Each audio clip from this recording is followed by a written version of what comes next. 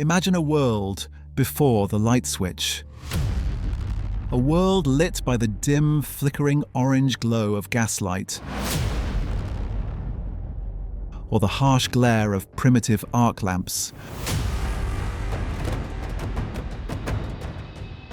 A world where messages crawled across continents via telegraph wires, dots and dashes carrying information at a snail's pace.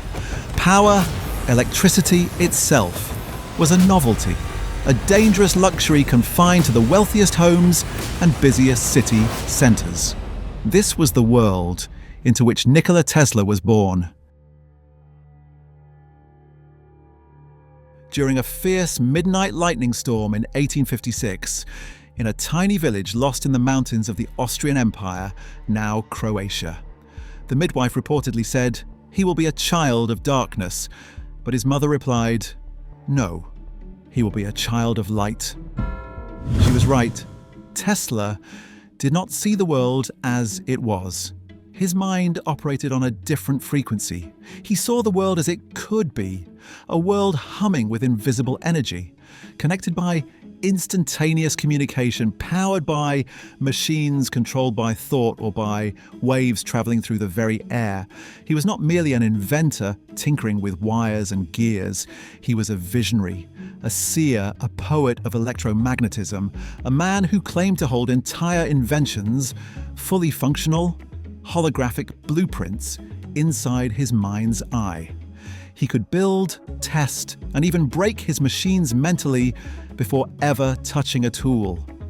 While others, like his eventual great rival Thomas Edison, obsessed over patents, profits, and practicality, Tesla dreamed of a different future, a future where his gifts, the power of waterfalls, the energy of the earth itself, would be given freely to all humanity.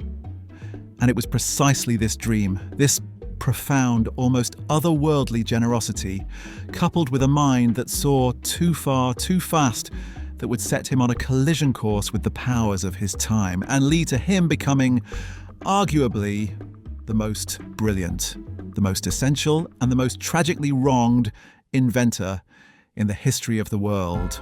Tesla's unique mind manifested early. He possessed a staggering eidetic memory, capable of memorizing entire books, recalling complex images with photographic precision. He spoke 8 languages fluently. He described experiencing intense flashes of light, often accompanied by visions, moments of profound insight that seemed to come from outside himself. He claimed his first invention came to him while reciting poetry in a park in Budapest. He saw it in a flash. The rotating magnetic field, the key to unlocking a far superior form of electricity. He saw the limitations of direct current, DC, the system being painstakingly built by the most famous inventor of the age, Thomas Edison. DC power flowed in one direction, like water through a pipe. It was simple, but terribly inefficient. It lost power rapidly over distance, requiring power stations every mile or so. It was impractical for powering entire cities, let alone nations.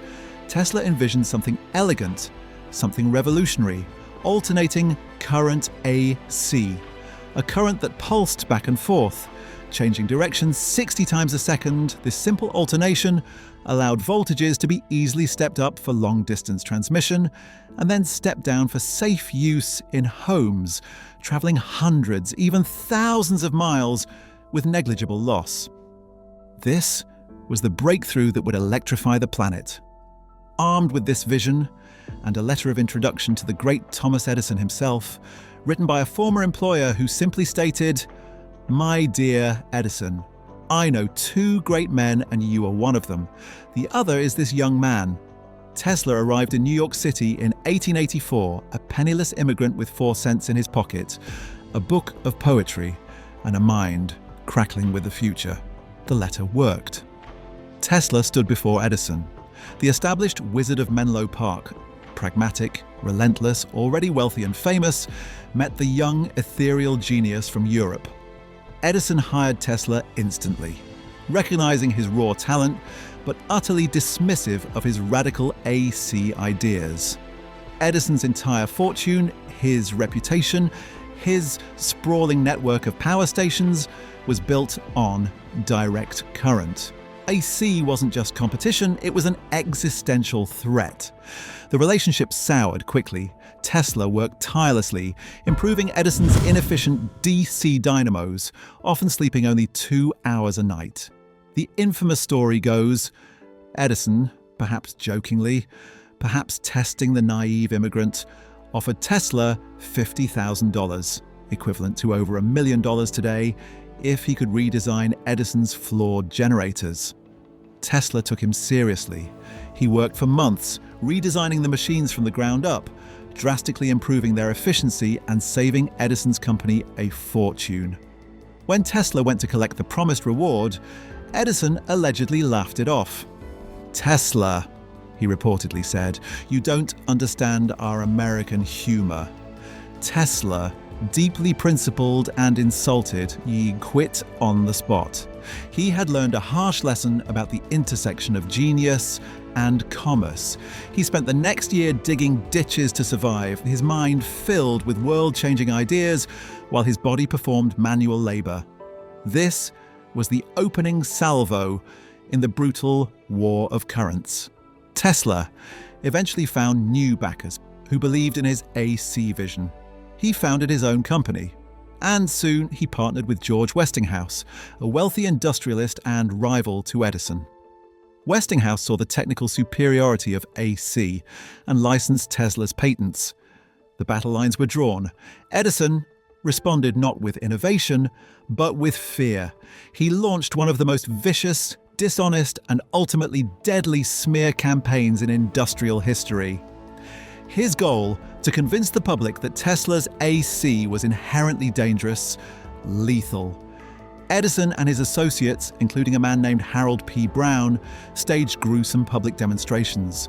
They electrocuted stray dogs, cats, calves, even horses, using high-voltage AC current supplied by Westinghouse generators, often paying local children 25 cents per stray animal they brought. They lobbied state legislatures, spreading pamphlets filled with misinformation, arguing that AC lines would kill innocent citizens in their homes. Edison himself coined the term Westinghoused as a synonym for being electrocuted. And in perhaps the most cynical act of all, Edison secretly funded Brown's efforts to develop the electric chair, ensuring it used alternating current, specifically to forever associate Tesla's and Westinghouse's technology with death and execution. It was a war fought with propaganda, lies, and public spectacle. But Tesla had the undeniable advantage of superior science. The turning point came at the 1893 Chicago World's Fair, the Columbian Exposition. A fierce bidding war erupted to illuminate the massive fairgrounds.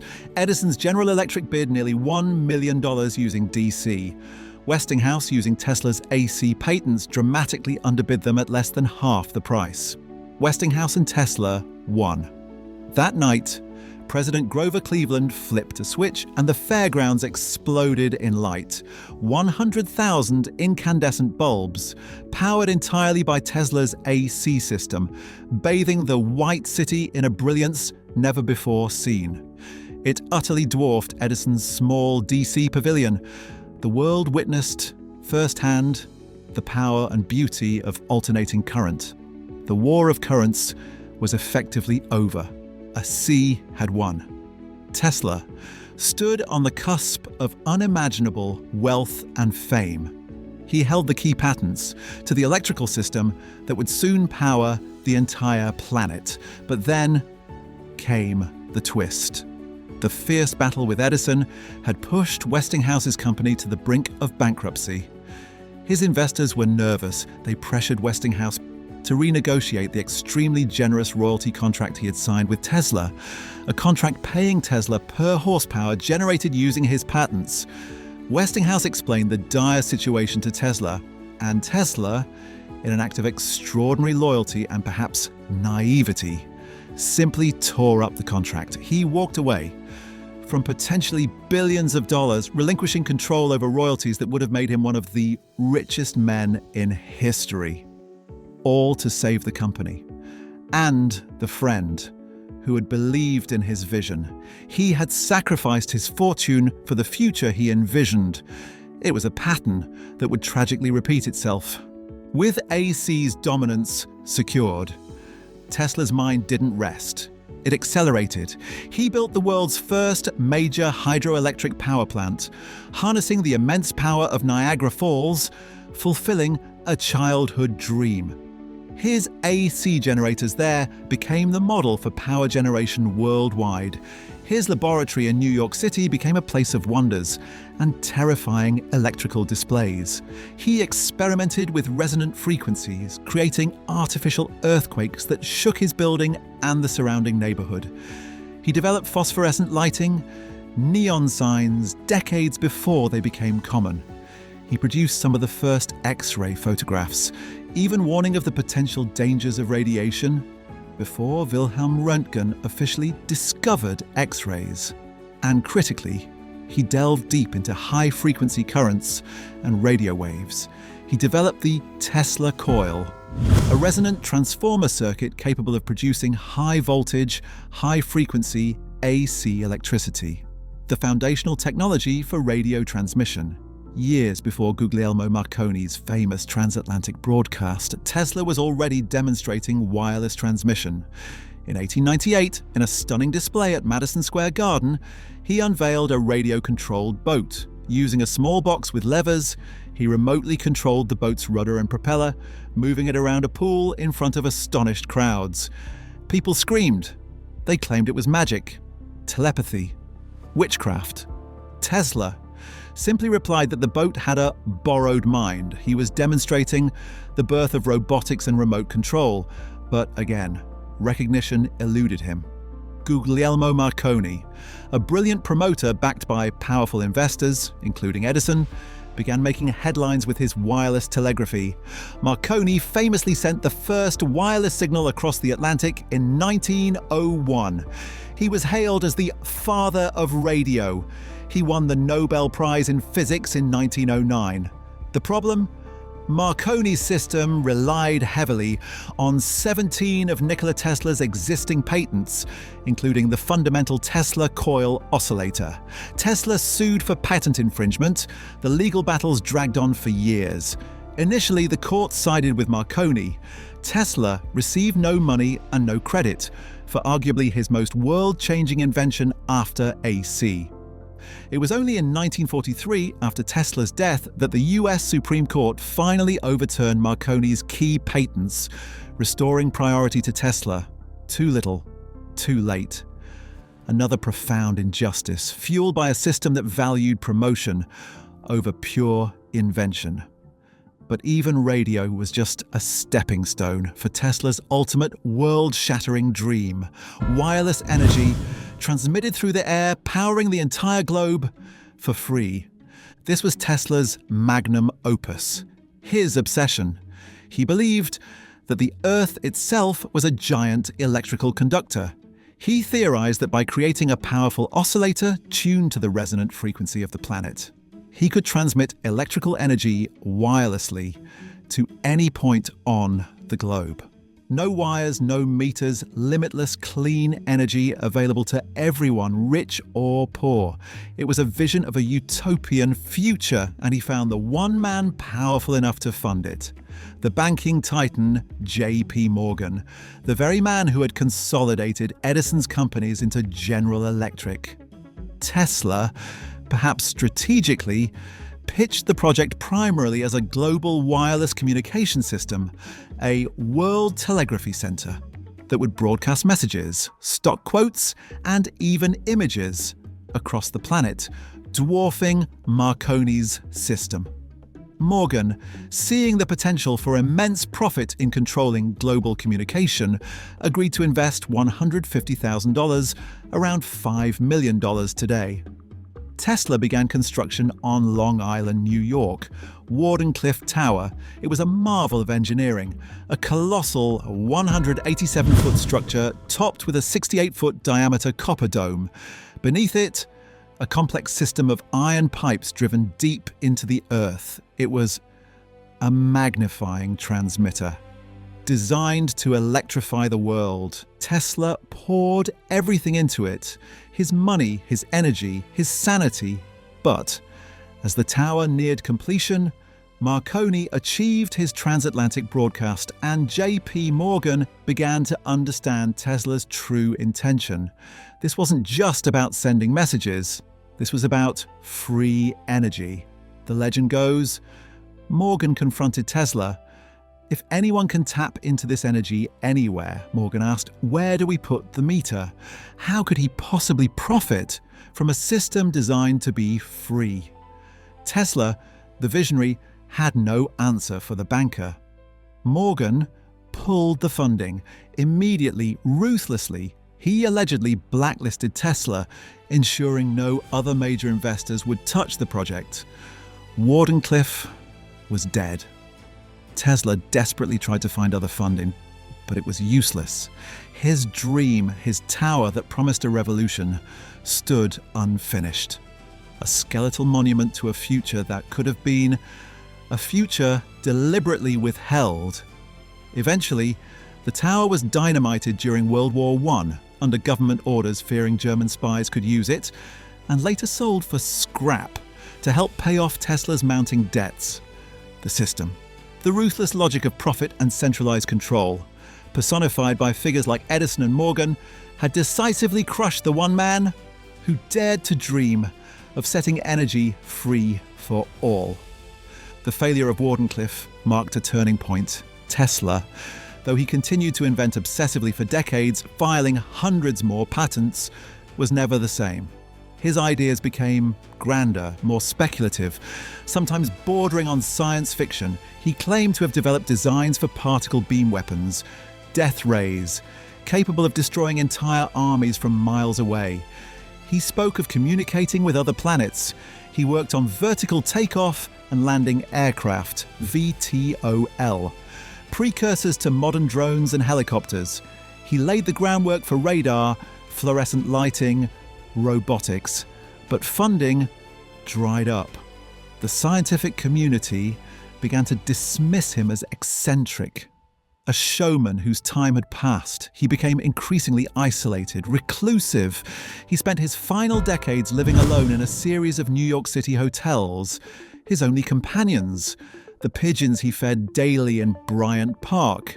He developed a strange obsession with one particular white dove, claiming he loved her as a man loves a woman, and that she visited him with flashes of light in her eyes, communicating cosmic truths.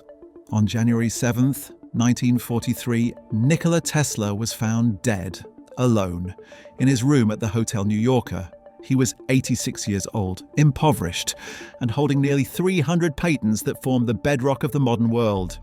Within hours, the FBI's Office of Alien Property Custodian seized all of his belongings, trunks full of notes, research papers, prototypes, blueprints. The government claimed it was a matter of national security, especially regarding his alleged death ray research during wartime. Many of these documents remain classified, unavailable to the public to this very day. What secrets, what technologies might still be hidden in those files? The mystery fuels endless speculation. For decades after his death, Tesla's name was largely erased from mainstream history. Edison was celebrated as the genius who lit up the world. Marconi, the inventor of radio, Tesla was relegated to the fringes. A footnote, a symbol of the mad scientist. But look around you, right now. The electricity humming through the walls, powering the device you're watching this on. It operates on alternating current. Tesla's system, the wireless signal bringing this video to you, it travels on principles Tesla demonstrated over a century ago. Radio, remote controls, neon lights, hydroelectric power, the very fabric of our technological age, bears his fingerprints. We live, undeniably, in the world that Nikola Tesla dreamed. And yet, he died penniless and largely forgotten, his name obscured by the very system he helped build. Perhaps the ultimate tragedy of Nikola Tesla is not just the stolen patents or the crushed dreams. It's that the future he gave us took so long to remember his name. His story is a stark reminder that genius alone is not enough, and that sometimes the brightest lights are destined to cast the longest shadows.